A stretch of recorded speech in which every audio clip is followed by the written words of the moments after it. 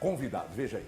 Fernando Seabra chega para ocupar a vaga deixada por Nicolas Larcamon, que tomou a virada no clássico. Não só pela magnitude, pela imagem, pela história do que o Cruzeiro representa, mas também pelo projeto de futebol do Cruzeiro, por poder trabalhar com as pessoas que estão aqui, que são pessoas que trabalham no nível de excelência que é impressionante.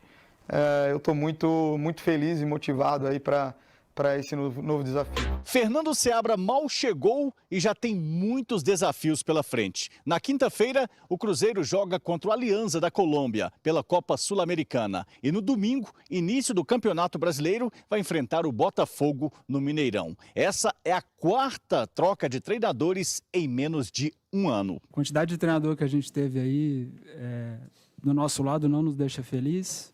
E sempre tem que trazer a gente para uma reflexão, uma análise, né? Porra, o que nós estamos fazendo para ter essa quantidade tão alta de treinador? E a partir do momento que a gente foi identificando uma distância importante entre o que era método e crença da comissão e método e prática do Cruzeiro, a gente ficou no dilema. Antes da final, a gente já estava com a decisão pronta de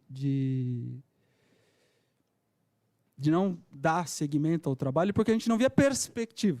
E por isso, foi tomada a decisão de vinda do Seabra. Seabra terá a segunda chance de fato como treinador em uma equipe profissional. A carreira de Fernando Seabra foi majoritariamente construída nas categorias de base do futebol paulista. Trabalhou no RB Brasil e foi coordenador de base do Corinthians por 2 anos. Na base, ainda comandou o Sub-17 do Atlético Paranaense. Me sinto absolutamente respaldado, até porque o clube me conhece meu trabalho no dia a dia, me conhece, conhece a minha personalidade, me conhece como pessoa. Então, o clube está fazendo uma escolha com alta resolução, não é com baixa resolução, né? É um cara que estava aqui nos últimos 2 anos, todos os dias. Seabra foi técnico interino do Cruzeiro ao lado de Paulo Autuori, na reta final do Brasileirão e também do Sub-20. O treinador de 46 anos quer agarrar a oportunidade de ser treinador principal. Naquele próprio momento, no final do ano passado,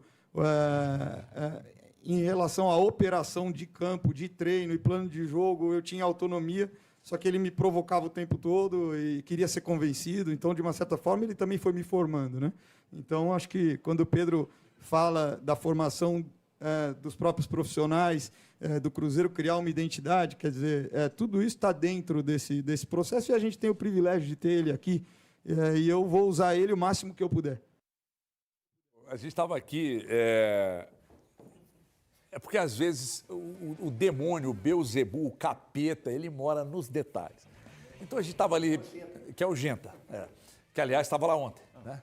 O Genta está me perseguindo. Ótima pergunta dele, viu? Ótima pergunta dele, que é raro, né? Que é raro. Ótimo. Então é o seguinte... Mandei mensagem na hora. E assim, é que existem cursos de hoje retórica, chama de expressão corporal, oratória. Né?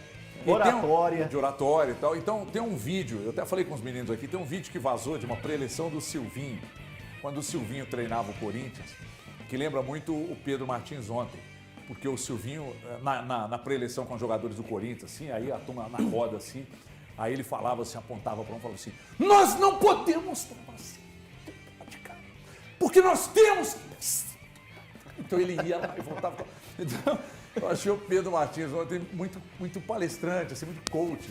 O Elton estava dizendo aqui que parecia o Cortella falando, né? E ele tem a entonação também, né? Que ele joga um pouco pro alto, por baixo, e depois gesticula, né? Expressão corporal, né? Você tem muito, né, Elton? Eu tenho. Você fala com eu falo com a italiano, mão, né? Italiano, né? Como? Dono da bola, ei! Brincadeiras à parte, eu vou dizer o que eu penso aqui antes de passar a bola para os colegas. Primeiro que eu achei a coletiva, a parte do Pedro, eu achei fronha total.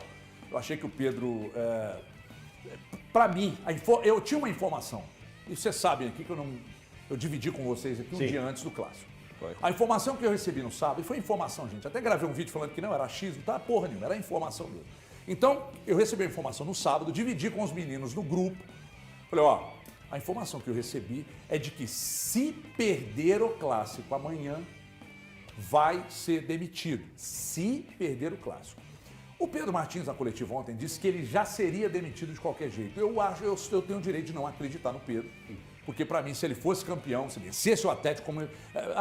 abriu o placar, venceu o Atlético, eu duvido que ele seria demitido. Isto posto, onde eu cheguei, que conclusão eu cheguei diante da coletiva? São inseguros, têm medo de contratar treinador com estofo, que chega e aponta o dedo, que chega e fala, com esse elenco não dá, que chega e cobra, que chega e aponta problemas, vocês não querem. Vocês querem um treinador que vocês coloquem o mesmo, falei isso lá no meu canal e falei no Instagram ontem à noite. Vocês querem alguém para rezar na cartilha de vocês. Treinador para rezar na cartilha. Quando o Pesolano começou foi embora. Aí do Pepa me falaram que também teve problema de relacionamento. Aí agora o Larcamon, problema de relacionamento. Mas que problema é esse? E outra coisa, como é que vocês não detectam isso? Acho que o Valu perguntou isso ontem lá. Por que vocês não detectam isso no exame de seleção que vocês fazem aí? Samuel perguntou. O Samuel, né? É. Porque isso tem que entrar no bolo, cara. Tem que entrar no bolo, sabe? Então, me desculpa, eu achei fronha, explicou e não explicou nada. E a conclusão que eu cheguei é que são inseguros, eles de fato não sabem o que estão fazendo, tentativa e erro, tentativa e erro, tentativa e erro, e a cada 4 meses de média um treinador novo, e vai errando. Quando acertar, vai bater no peito e falar, nós somos foda, mas pra cacete, mas nós somos foda demais. É isso que vai acontecer. Então, gente, eu não sou ninguém, eu não sou afetado, eu sou um cara que tem sorte na vida e tá aqui falando pra vocês, não quero ter razão em nada. Mas eu não gosto de futebol de cartilha. Eu não acredito no futebol de cartilha. Só, se o Cruzeiro apresentar isso para qualquer um que pisar aqui, vai dar resultado. Não tem acontecido.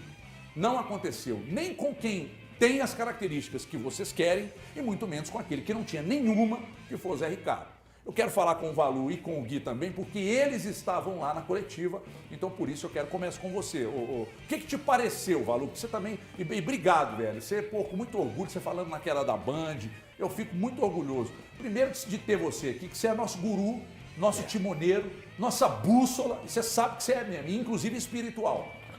Você é uma figura diferente. Cara, você chegar, pegar o microfone, eu dentro do carro com a minha mulher, eu cheguei até a me emocionar. Foi só esse desgraçado, esse homem. Quando você se emociona é assim? É louco, tá parecendo um cara da escolinha. Isso é amor, pô. Isso é amor, pô. Esse desgraçado pegou o microfone. Thiago Valu, da TV Band Minas. Eu fiquei emocionado. Fia das unhas. Fala, meu filho!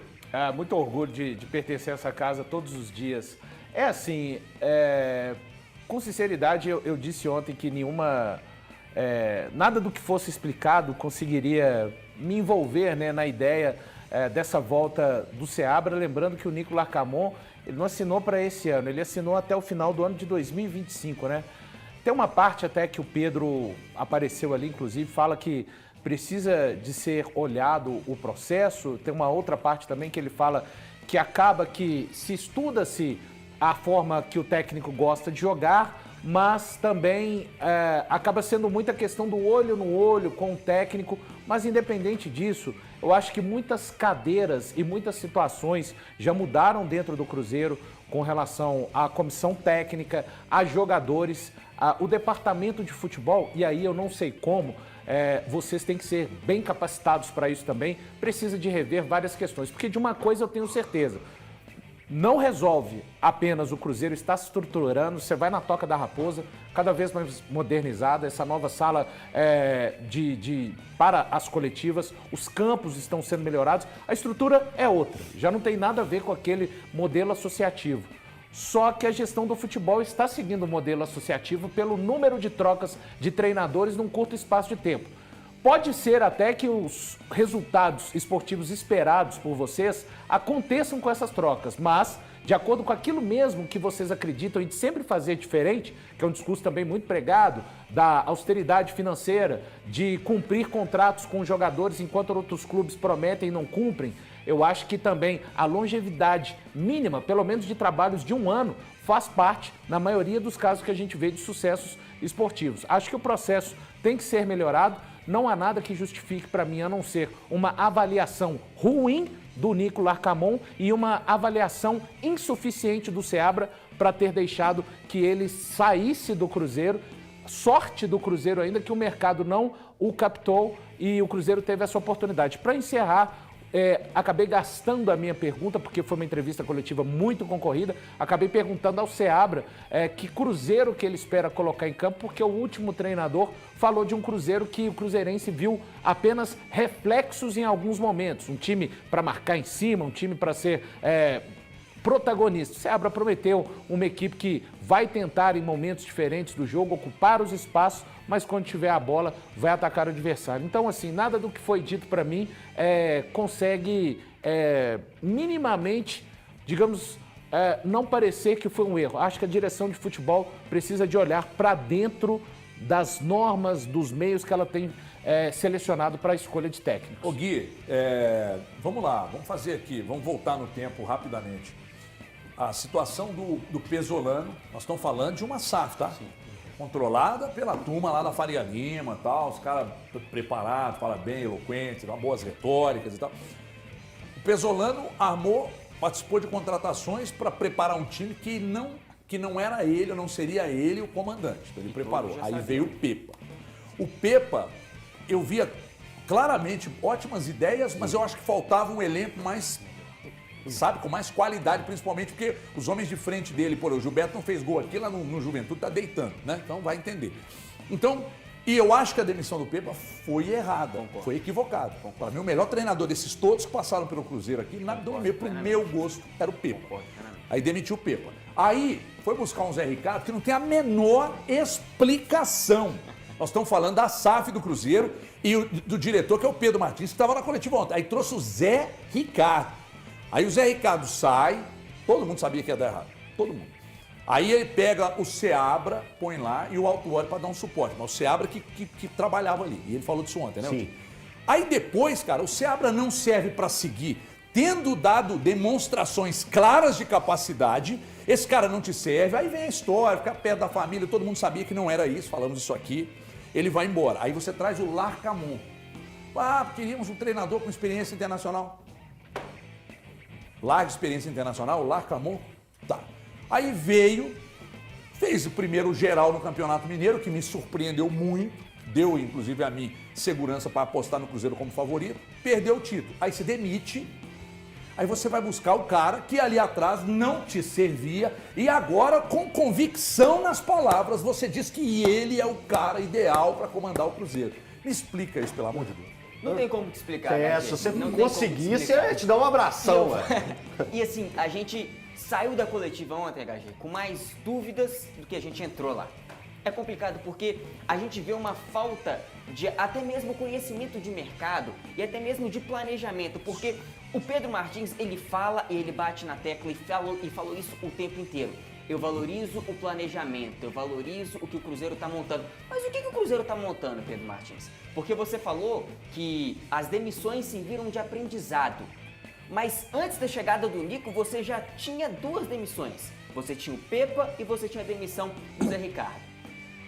O Seabra já estava no Cruzeiro. Por que ele não servia em dezembro e agora serve? Você me disse que era porque ele precisava de mais um ciclo na base. Com o ciclo que ele teve, porque ele foi pro Red Bull Bragantino, disputou sei lá quantos jogos lá, fez 2 meses. Série A3. Fez 2 meses. Qual ciclo é esse que ele fez que mudou tanto para que em dezembro ele não valesse e hoje ele vale? Então eu acho que falta muito essa questão de seguir uma linha de raciocínio retilínea. Porque vocês pregam que vocês têm um estilo de jogo definido, que querem um Cruzeiro propositivo. Mas do Pepa até o próprio Seabra agora, vocês contrataram treinadores com ideias completamente diferentes. O Pepa tinha uma ideia, o Zé Ricardo tinha uma ideia completamente diferente. E até o Seabra ele não tem a mesma ideia que o Larcamon tinha. O Larcamon ele prometeu um time propositivo, que marcasse em cima. Em momento algum a gente viu isso. A gente viu isso em lampejos e olha lá. Então eu acho que falta para essa diretoria do Cruzeiro entender de fato o que eles querem.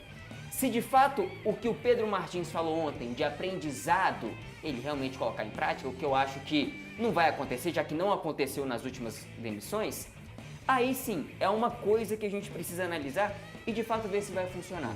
Mas por qual motivo se precisou demitir tanto para chegar até o Fernando Seabra. E por qual motivo? Até um questionamento que eu fiz pro Elton. O Pedro Martins, ele disse ontem que a questão financeira pesa na escolha do treinador. Mas vamos lá, o Cruzeiro teve que pagar a multa do Pepa, teve que pagar a multa do Zé Ricardo e agora tem que pagar a multa do Nicolas Arcamon. Será que se tivesse somado tudo isso e a contratação de um cara bom, será que o Cruzeiro não teria saído no lucro ao invés de ter que pagar todas essas multas? Pois é, só eu vou voltar bem mais no tempo, só pra gente pegar e falar sobre essas incoerências. Algumas coisas que eu fiquei muito pensativo de ontem para hoje, acompanhando aquela coletiva que também gerou mais dúvidas do que certeza. Valor, me lembra certinho quanto tempo que o Cruzeiro ficou para conseguir um treinador entre o Pesolano e o Pepa? Foram semanas. Foi Foram semanas. o Pesolano e o Pepa? Um dia. Já estava engatilhado. O Pesolano e o Pepa, não, mas quanto tempo que eles pesquisaram para Depois que o Pesolano decidiu chegar sair? naquele nome, chegar no nome do Pepa? Aí, Foram alguns dias que o eles tinham... tempo eu não sei, mas o Pesolano ele cai no dia 19 depois de perder o segundo Isso, jogo da e o Pepa já semifinal. estava... Não, no dia 20 o Pepa era anunciado. Isso, na exatamente. segunda-feira. Por que aconteceu isso? Porque o Cruzeiro, naquele momento, foi até uma coletiva, que nessa coletiva eu caí no conto do Sereio. O Sereio me encantou naquela coletiva porque ele pegou e falou que o Cruzeiro, a SAF, agora trabalhava com um sistema de observação de uma linha que era o estilo de jogo que aquela equipe teria, o modo operante que eles viam para o Cruzeiro. E aí eles tinham umas listas com treinadores. E aí o Pepa era um desses nomes que eram aprovados por todo o grupo do Cruzeiro, o grupo gestor do Cruzeiro, e o Pepa estava ali. Eu, pô, caramba, isso é o máximo. Aí cai o Pepa, já deu errado, porque veio o Zé Ricardo. Foi uma quebra. Mas quando aí sai na vinda do Larcamon, o Cruzeiro mais uma vez falou que buscaria essa lista para pegar e chegar a um nome que manteria a linha do Cruzeiro. E o primeiro nome era o Gago. O Gago era o primeiro nome. Não deu certo, não veio a terceira opção, que era o Larcamon. Ok. Agora, nesse momento, é claro que o Cruzeiro, pelo time, pelo tempo, o Cruzeiro optou por mandar embora num dia, já buscar um novo treinador no outro dia. Mas cadê a lista? O porquê que essa lista não foi utilizada? Sendo que lá atrás ela foi boa para o Cruzeiro. Eu tenho a resposta. Você tem a resposta? Tenho.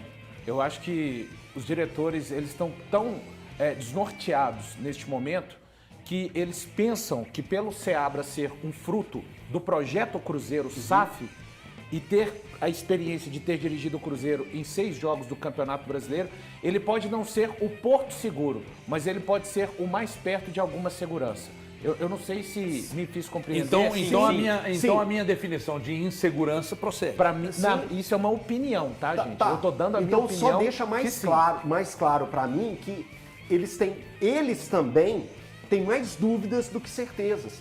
Olha só, eu escrevi dúvidas que certeza num papelzinho para trazer, por causa eu escrevi no papel as aspas do Pedro que me chamaram a atenção. Eu escrevi no papel para eu não esquecer, para eu lembrar. Eu peguei e falei assim, cara, então, vamos falar muito. Eu escrevi no papel e o meu título é Dúvidas que Certezas. O Gui, quando chegou aqui, falou dúvidas que certezas. Você, quando abriu o programa, falou que me deixou mais dúvidas. Não, ontem, no meu vídeo ontem à noite, certezas. No Instagram. Então, gente, é um negócio que eles também têm mais dúvidas do que certezas. E eu caí no canto da sereia, lá atrás. Agora não. Mas, eu ainda, eles vão ter que me provar muita coisa para eu cair no canto da sereia. Mas é que tem uma novamente. questão também que não é falada por eles e que no final das contas também eu acho que acaba mudando o rumo das coisas que eles gostariam, os resultados. Isso é pouco falado, é sempre muito falado na questão... Eu concordo com o Pedro Martins, em parte da coletiva, quando ele disse... O Cruzeiro não é um clube hoje que pode, até por questões financeiras, pegar a chave do clube e dar para um técnico. Eu concordo com... Eu concordo, a HG está aqui discordando, eu concordo, HG. Só que, quando você... Vamos lá, ele sempre falou de técnicos que queiram seguir o projeto Cruzeiro. Eu não penso que isso tenha que ser, HG, necessariamente ter que rezar na cartilha, mas eu acho que você precisa de ter um meio termo. Você não quer trazer o técnico para entregar a chave na mão dele, mas você então tem uma montanha. O Cruzeiro está decidindo ir, todos vão por um caminho nessa montanha para chegar até o topo. Quando você decide ir por outro caminho, você tem que ter mais recursos, você tem que pensar mais. É onde que eu acho que o departamento de futebol precisa de se esforçar mais para melhorar os processos. Eu sei que eles trabalham dia e noite para isso, só que não tem sido o suficiente. E essa é a grande questão. Ou então, ao invés de responder perguntas de uma maneira superficial, falar para o torcedor abertamente, gente, o perfil que nós temos condição financeiramente de trabalhar com técnicos é esse aqui. Por mais que a gente gostaria de trazer eventualmente um técnico dessa linha, como já foi feito de atletas. Isso já não foi dito com relação a atletas, o Pedro já falou em outras oportunidades. O Cruzeiro olha atletas de todas as prateleiras, da primeira, da segunda, da terceira. Só que hoje, a nossa condição financeira e de cumprir os compromissos só nos permite contratar de determinada prateleira. Sim. Eu acho que o torcedor, ele compraria muito mais a ideia do que simplesmente respostas evasivas com relação ao processo de escolha dos técnicos. O Diegues. Então, e eu queria comentar que a todo momento eles falam sobre uma construção coletiva, né? Assim, meio que tentando mostrar que existe uma ideia, existe um planejamento, e apesar de uma série de erros e demissões e tudo mais, e quando falaram que era o Cruzeiro do Seabra, falaram, não, é o Cruzeiro de quem trabalha no Cruzeiro, de quem vai se sentir representado pelo Cruzeiro. Então, de certa forma, também tira um pouco da responsabilidade e da autonomia, talvez, ao dizer uma coisa assim, do treinador que está acabando de chegar, né? Então, assim, não vai ser bem a ideia dele, é o que a gente tá, é o que o HG tinha falado sobre o modelo de cartilha, que a SAF já meio que traz um top-down, né, de baixo, de cima para baixo. E às vezes pode ser que tira um pouco de autonomia e, não sei, de responsabilidade do próprio treinador, né? Só para concluir aqui essa questão e fechar esse ciclo, eu acredito que tudo que se falou aqui é válido e que, para finalizar, é interessante a gente analisar que, assim, o Cruzeiro sempre se falou que tinha um planejamento. Só que parece que sempre quando esse planejamento dá errado, é sempre um tapa-buraco que vem. É sempre um cara que vai chegar para resolver aquele problema naquele momento e naquela hora. Que não tem um planejamento, de fato, para, se der errado, nós temos esse plano B. Porque não teve. Desculpa, mas não existe um plano B, Zé Ricardo, gente. Não existe. Não tinha plano B. Aquilo ali foi um tapa-buraco evidente. O Seabra e o Autori também foi um tapa-buraco evidente. Faltando 6 rodadas para acabar. Você acha que o Seabra agora é mais um tapa-buraco? Acho porque eu vou na linha do que o Valu falou, porque é o que estava dentro da realidade financeira do clube. Só que aí é o que até a gente estava falando, Elton, antes do programa começar. Eu acredito, eu entendo a escolha por ele já conhecer o elenco, já conhecer os jogadores e tal, a contrapartida de trazer um técnico estrangeiro que demandaria mais tempo de negociação, mais dinheiro envolvido, enfim. Só que será que não valia a pena perder mais 2 semanas e trazer um nome de fato que seria positivo para entregar resultados do que trazer um cara que já estava aqui e anteriormente, desculpa, a avaliação não era para ele continuar. Mas o problema, desculpa, HG, é porque o problema é algo que você falou um pouco antes, a quantidade de jogos que o Cruzeiro terá aí nos próximos 30 dias. Mas aí pensa comigo, olha só, em 2 semanas, nesse período de uma possível escolha de outro treinador, vamos supor que você perca 2 semanas com um técnico interino e o Cruzeiro acabe sendo eliminado na Sul-Americana, por exemplo. Você perdeu 2 semanas. Mas e se o Seabra não der certo? Você perde quantos meses e qual o tamanho do prejuízo no Campeonato Brasileiro? Eu não me convence. Eu entendo a responsabilidade do Cruzeiro com o dinheiro do clube. Eu entendo. Mas tem 2 coisas que não me convencem. A primeira delas é essa história de que não queremos trazer um treinador para entregar a chave do clube e ficar torcendo para dar certo. Ninguém, nem a torcida, fala disso. O sistema associativo normalmente funciona assim. Porque o cara está gastando dinheiro que não é dele, vai empurrar a dívida, se daqui a pouco der errado, ele vai demitir, quem vai arcar com os custos da operação é o próximo presidente, quase sempre é assim que faziam. O Cruzeiro tem dono. Quando o Cruzeiro contratar, por exemplo, vamos chutar aqui, tá? Grosso modo, contratou o Mano Menezes. Seu Mano, a situação... Desculpa, Valor, é só porque a grosso modo. Então vamos mudar. Rogério Ceni. Não bateu na mesa porque... Bateu. Enfim. Vamos contratar o Rogério Ceni. Rogério, a situação é essa aqui, ó. A situação é aqui, a banda agora está tocando, é assim, o clube tem dono, nós temos responsabilidade, você não vai precisar... Vamos voltar no Mano, que foi na época que o Mano estava aqui. Você, Mano, não vai precisar dar satisfação para os seus jogadores de atraso de salário, de atraso de de prêmio, de premiação, porque agora as coisas funcionam aqui com muito cuidado. Então, meu irmão, nós não vamos te entregar a chave. O elenco que nós temos é esse, a média salarial que nós temos é... Dá para você? Dá. Então venha sabendo do que vai encontrar. Esse papo de que não vamos entregar a chave do clube na mão de ninguém. Isso é para justificar, buscar treinador que vocês queiram ter total controle sobre as ações deles. Então isso pelo menos a mim, não convence. Respeito quem ficou convencido. Eu não fiquei. Acho que isso é um grande erro. E o outro eu falo daqui a pouco. Esse papo de que nós temos que trazer sempre um treinador com ideias mais, como é que eu posso dizer? Que tenha ambição, ideias que batem com as nossas, treinador jovem, com aquele negócio apontado para o céu e tal. O Flamengo tentou insistir nisso várias vezes e foi ganhar com o Dorival Júnior. O São Paulo ficou na fila, passaram alguns nomes por lá, foi ganhar com o Dorival Júnior. Aí a seleção foi lá, depois que o Tite saiu, e levou o Dorival Júnior, que não é um treinador jovem, não é da nova geração, mas que tem boas ideias, tem gestão de vestiário, que me parece ter sido um problema aí no Cruzeiro, pelo que você disse ontem, Pedro. Quando o Pepa foi demitido, tinha problema de relacionamento, agora o Larcamón tinha problema de relacionamento, e quando o Pesolano estava aí, eu ouvi de jogador que era um ser insuportável. Acho que é porque cobrava muito. Então, tem que ter cuidado na hora de contratar, porque não adianta ter um cara que dita cátedra, fala do aspecto tático assim, mas fácil, sem gaguejar, mas que não consegue gerir um vestiário. Tem que pensar nisso. Antes de chamar o intervalo, o Valu pediu a palavra. Não, só para uma correção, Gui, eu acho que o Seabra está vindo não por ser um técnico mais barato, mas sim por conta daquilo que o Pedro Martins disse.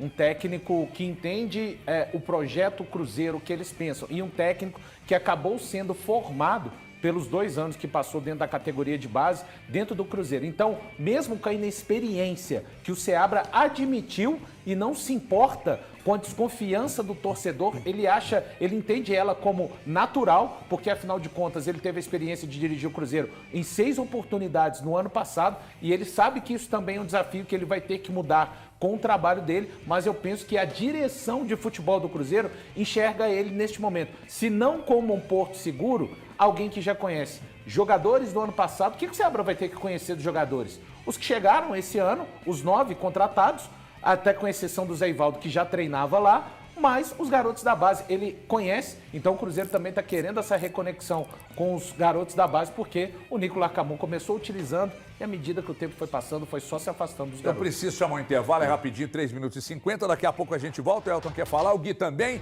e você também. Fica ligado aí, porque estamos apurando uma informação importante, até já.